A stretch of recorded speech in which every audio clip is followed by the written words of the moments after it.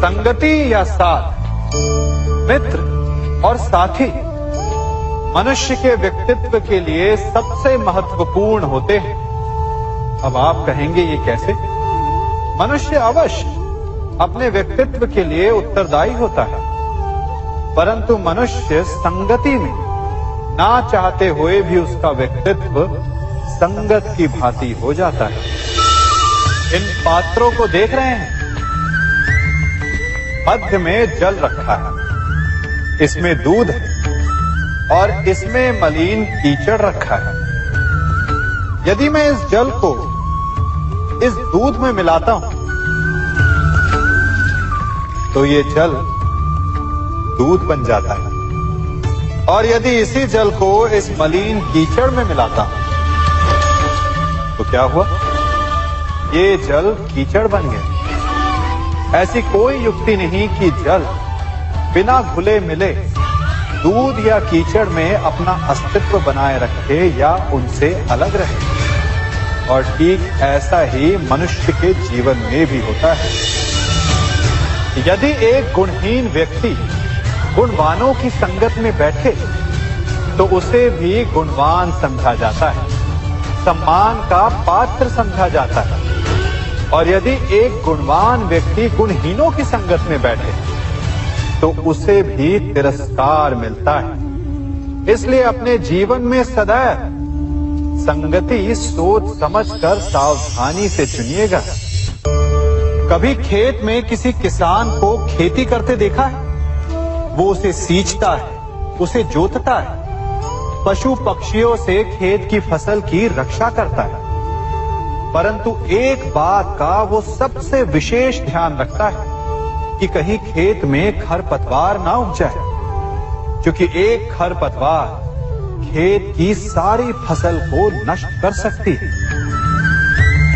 ठीक उसी प्रकार यदि वंश की कोई संतान खोटी निकल जाती है तो वो समूचे वंश का सर्वनाश कर देती है। इसीलिए संतान के लालन पालन में विशेष ध्यान देना आवश्यक होता है, क्योंकि संतान वो फसल होती है जो वंश के आने वाले समय को महान बना सकती है या फिर वंश का पतन भी कर सकती है।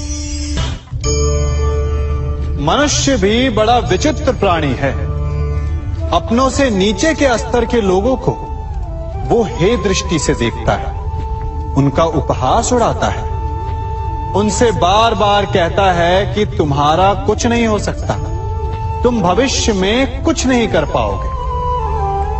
जब मनुष्य के पास धन संपत्ति मान होता है तो वो दूसरों का आदर नहीं करता, परंतु वो एक बात भूल जाता है कि उससे भी अधिक शक्तिशाली कोई अस्तित्व में है, और वो है समय।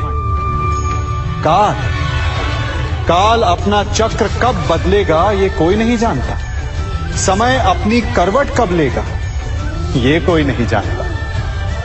कोयला भी समय के साथ साथ हीरे में परिवर्तित हो जाता है। इसलिए जीवन में कभी भी किसी का भी उपहास नहीं उड़ाना चाहिए।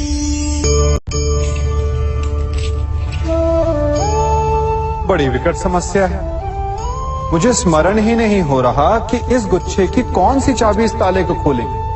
बड़ी देर से प्रयास कर रहा, परंतु ये ताला खुल ही नहीं रहा।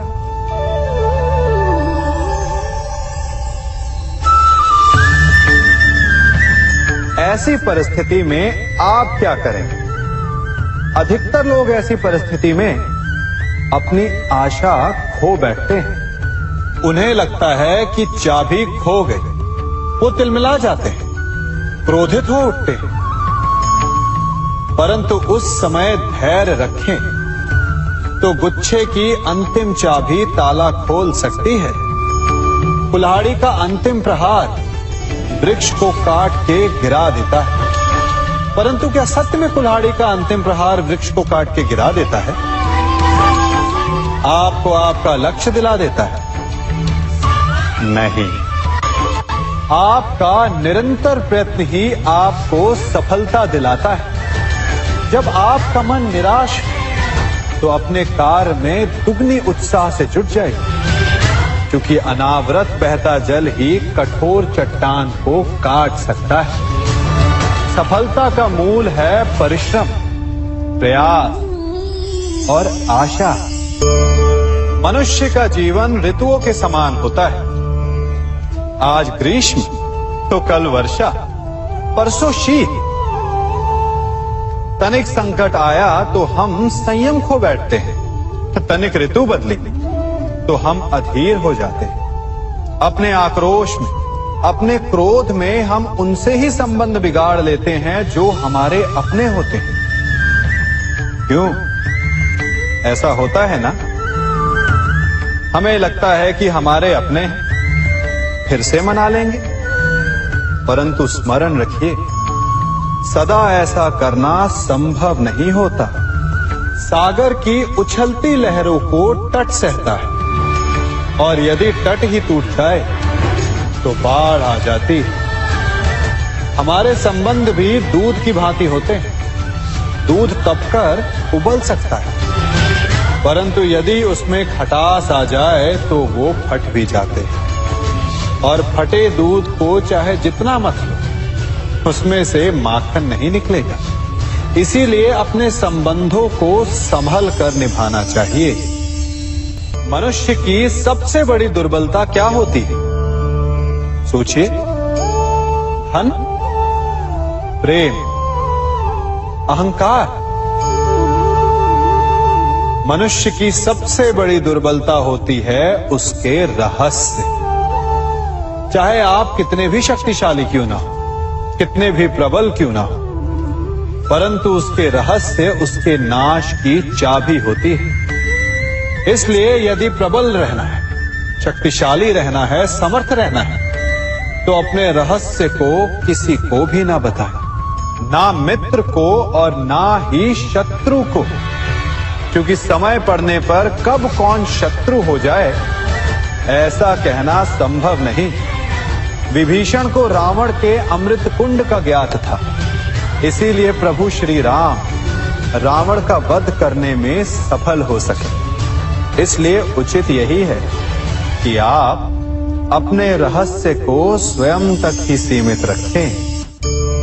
मनुष्य का मन बड़ा विचित्र होता है, कल्पना में ही विकास करता है, संपन्न भविष्य का स्वप्न देखता है, और कल्पना में ही जो नहीं हुआ उससे भय खाता है। और यही भय मनुष्य का सबसे बड़ा शत्रु है। हमारे भविष्य के मार्ग में, हमारे आनंद के मार्ग में सबसे बड़ी बाधा है। अब आप लोग मुझसे पूछेंगे कि इसका तोड़ क्या है, भय से मुक्ति कैसे पाई जाए? तो ये प्रश्न आप स्वयं से पूछिए। तनिक सोचिए, जब आप एक सुंदर भविष्य की कामना करते हैं तो उसे पाने के लिए आप परिश्रम करते हैं ना? ठीक उसी प्रकार भय से मुक्ति पाने के लिए आप उससे लड़ जाएं, और उसका निवारण आपको स्वतः ही मिल जाएगा। इसलिए जब भी भय आपको सताए तो उससे भागे नहीं, उससे घबराए नहीं, क्योंकि भय का काम ही होता है आपको भयभीत करना। इसलिए जब भी भय आप पर आक्रमण करे तो आप भी उस पर पहले ही आक्रमण कर दें।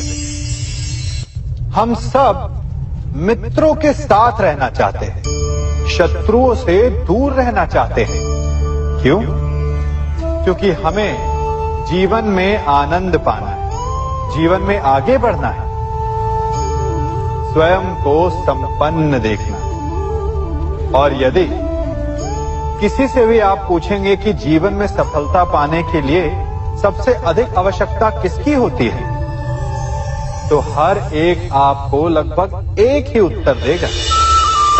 सफलता प्राप्त करने के लिए आपको सच्चे मित्रों की आवश्यकता होती है। परंतु यदि आपको और अधिक सफल होना है तो आपको केवल मित्रों की नहीं, शत्रु की अधिक आवश्यकता है। अब आप कहेंगे ये मैंने कैसी बात कर दी? तनिक स्वयं सोचिए, जब भी संकट आता है तो मित्र क्या करते हैं? आपकी सहायता करने के लिए आपके साथ खड़े हो जाते हैं, और संकट के समय में शत्रु और बड़ा संकट बनकर हमारे समक्ष खड़े हो जाते हैं। मित्र हमें सहायता देते हैं, अपनी शक्ति देते हैं, परंतु शत्रु आपके भीतर छिपी शक्ति को बाहर लाता है, आपको और अधिक बलवान बनाता है।